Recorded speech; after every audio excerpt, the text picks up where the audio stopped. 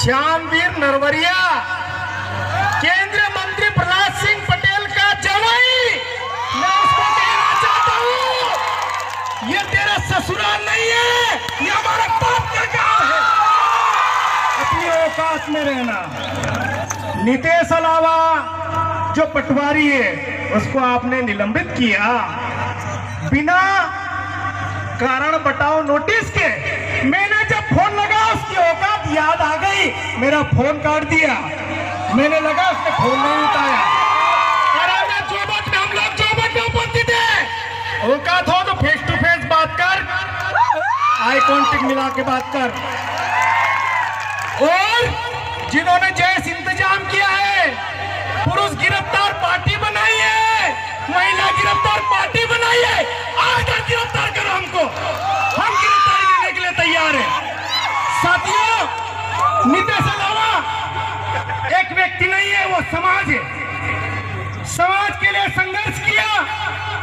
अरे नेमावर की घटना थी, पूरे मानव जाति को शर्मसार करने की घटना थी। उस पर आरोप लगाया गया कि आपने भड़काया। मानपुर की जो घटना थी, नदियों में केमिकल मिला गया, पशुओं की हत्या हुई, मानव को पीने के लिए पानी की व्यवस्था नहीं थी। क्या उस बात को उठाना गुनाह था? सेंचुरी के जो मजदूर कसरावत में आंदोलन कर रहे थे, उनको उनका हक नहीं मिल रहा था, क्या उनका हक उठाना गुनाह था? अगर ये गुनाह है, एसडीएम महोदय श्यामवीर नरवरिया, अपनी औकात में रहना। अगर ये गुनाह है तो हम 10 बार गुनाह करेंगे।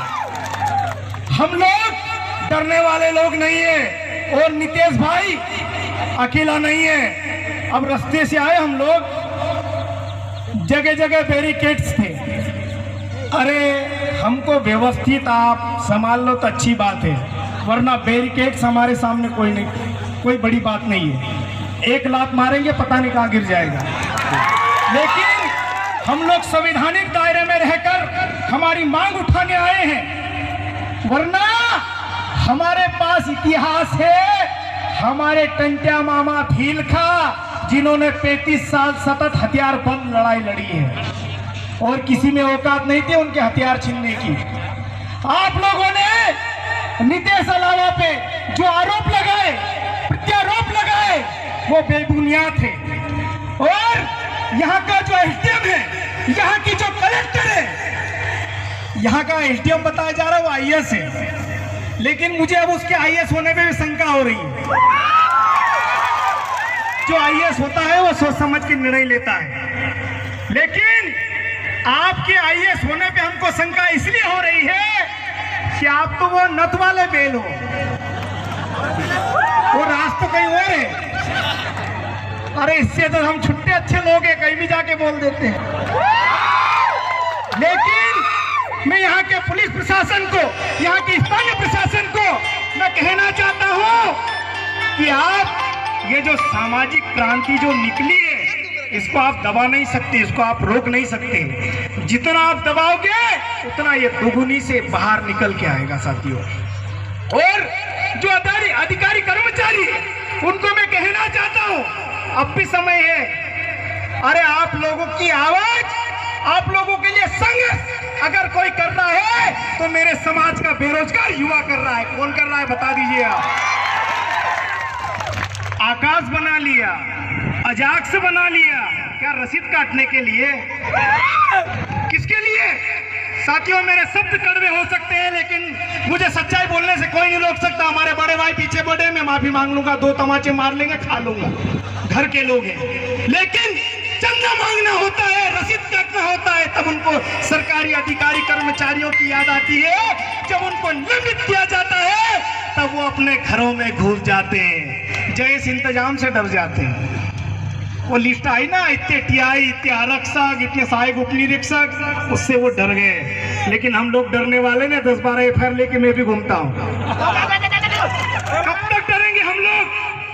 और साथियों, में इस खुले मंच के माध्यम से जोबट के अलीराजपुर जिले के पवित्र माटी से ये कहना चाहता हूँ कि खरगोन जिले का एक बिगड़ेल टीआई अरुण तिवारी, उसने हमारे मजदूर को लात से मारा। तो इसी प्रदेश का शासन, खरगोन जिले का प्रशासन उसको सिर्फ लाइन अटैच करता है। क्या करता है? उसको क्या करना चाहिए था?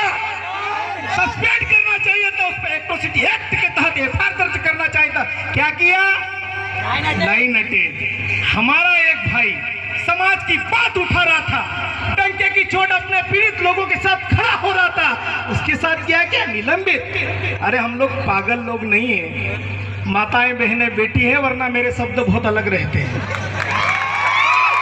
साथियों, अरुण तिवारी, कालू खोड़े और खरगोन के हमारे गौरव चौहान सारे लोग यहाँ पर उपस्थित है। मैं आज दुख इस बात का है कि जब अरुण तिवारी ने हमारे एक मजदूर के साथ लात घूंसे से मारपीट की तो हमारे ही समाज के लोग फोन लगा रहे थे, अरे उससे गलती हो गई। तो मैंने बोला हमको भी लात घूंसे मार लें तो हम भी माफी मांग लेंगे। लेकिन जब नितेश भाई की बारी आई, मेरे पास एक भी ऐसे अधिकारी का फोन नहीं आया कि नितेश हलावा के समर्थन में लोगों को ले जाना है।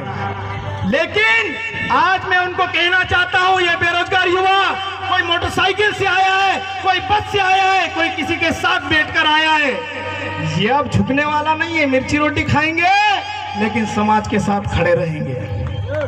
खड़े रहोगे कि नहीं यार? बात में मजा नहीं है। और अभी जैसा भी मंच निर्देशित करेगा, चूंकि मैं भावनाओं में बैठ के मैं समय की सीमा को पार कर रहा हूं, जल्द ही माइक छोड़ दूंगा। अनिल भैया से इजाजत ले ली है मैंने, थोड़ी देर और बोल लूंगा, घर के लोग हैं, कोई दिक्कत नहीं। लेकिन साथियों, जब जब समाज की बात आती है, चाहे वो नेमाल की घटना हो, चाहे वो मानपुर की घटना हो, चाहे वो पीतमपुर की घटना हो, चाहे वो बड़वानी की घटना हो, सबसे ज्यादा सबसे व्यवस्थित अगर लोग कोई खड़े रहते, मुझे गर्व होता उन बेरोजगार युवा मेरे भाइयों पे, जिनका रोजी रोटी का सवाल होता है लेकिन समाज के नाम घर से निकल कर आ जाते हैं। मुझे गर्व है। गुड यार, तुम भी नौकरी वाले नहीं हुए, वरना इस भीड़ में कौन शामिल होता। आप लोगों को सैल्यूट है यार। और हम लोग मरेंगे ना, सम्मान का जीवन मरेंगे। हम लोग घुट घुट के नहीं मर रहे हैं, इस बात का हमको फक्र है। हम मरेंगे, एक बार मरेंगे, हम बार बार नहीं मर रहे हैं, इस बात का हमको गर्व होना चाहिए। साथियों, अगर यही बात टंके मामा ने सोच लिया होता, बिरसा मुंडा ने सोच लिया होता, खाजा नायक ने अगर सोच लिया होता, तो आज भी हम किसी अंग्रेजों के घर में लेटरिन साफ कर रहे होते। लेकिन हमारे समाज के जो महान क्रांतिकारी लोग थे, उन्होंने हमको स्वाभिमान से जीना सिखाया। इसलिए आज पीला गमछा डालकर किराया नहीं होता, कोई परवाह नहीं, पेट्रोल नहीं होता, कोई परवाह नहीं, डीजल की व्यवस्था कोई परवाह नहीं। कमल भाई बुंदेला सिंघाना वाले बेटे हैं, उनका सार्वजनिक पोस्ट डला है, उन्होंने लिखा है कि सिंघाना से अगर कोई सगाजन निकलने वाला हो तो मुझे बताना, मुझे भी सामाजिक ललक है, मुझे भी साथ में लेकर चलना। ये होती है सामाजिक ललक साथियों, इसको बोलते हैं सामाजिक ललक। और जिन लोगों ने सामाजिक आदिवासी के नाम से आरक्षण का रस चूसा, वो एसी चलाकर सो रहे हैं। सुनिए, यहाँ पर ऐसे लोग भी बैठे हैं। वो अरविंद भाई बोल रहे थे, जब वो बोल रहे थे माँ प्रकृति ने भी उनका साथ दिया और पूरी छाव कर दी, और मैं भी बोल रहा हूँ थोड़ी सी छाव कर। और जब हम लोग आए, वो यहाँ का एसडीएम बोल रहा है कि नितेश विचित्र व्यक्ति है। अरे विचित्र तो होगा, तुम्हारी उषा ठाकुर बोल रही विचित्र लोग हैं। विचित्र क्यों नहीं होगा? वो विचित्र है वो, क्योंकि आदिवासी समाज से आता है वो। और नितेश अलावा आदिवासी समाज का एक ऐसा लीडर है, उसके कहने पे लोग धूप में भी बैठे हुए, जमीन पे बैठे हुए। कितने लोग दरी के नीचे बैठे हो बताओ मुझे? सब लोग नीचे बैठे हुए। और वो बिगड़ेल मंत्री उषा ठाकुर बोलती है ये भाड़े की भीड़ है, किराए की भीड़ है। अरे जितने लोग गाड़ी लेके आए उनको शाम को किराए का टेंशन है, उसकी बात कौन कर रहा है? है कि नहीं एक टेंशन आप लोगों को? तो साथियों, बातें बहुत सारी और भी वक्त आएंगे, वरना अपन तो चालू हो जाते, बंद होने वाले लोग नहीं है। लेकिन मैं कहना चाहता हूँ, हम मानपुर गए, हमको एफआईआर की धमकी दी गई। हम नेमावर गए, एफआईआर की धमकी दी गई। पीतमपुर गए, एफआईआर भी हुई। बड़वानी गए, एफआईआर की धमकी दी गई।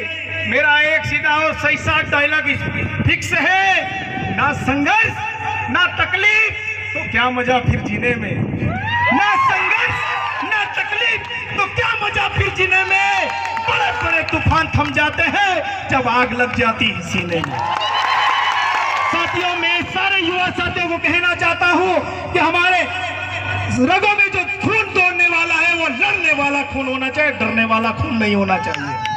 और अगर आपके रगों में अगर डरने वाला खून है तो आप भी एसी में जाकर सो जाइए, यहाँ पे आपकी आवश्यकता नहीं है, ना मेरी आवश्यकता है ना आप लोगों की आवश्यकता है।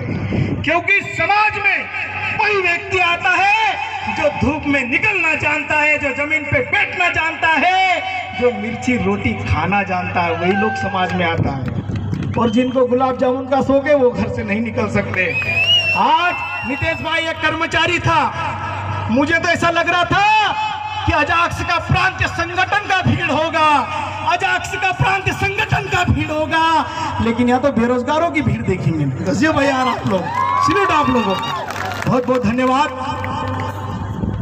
जय जोहार, जय आदिवासी। एक साथ मेरे साथ जोरदार नारे लगाना। आप जितने भी लोग हो, कम लोग नहीं है। हम यहाँ के एसडीएम कार्यालय को और यहाँ के बिगड़े एसडीएम को सबक सिखा दे इतने लोग हैं।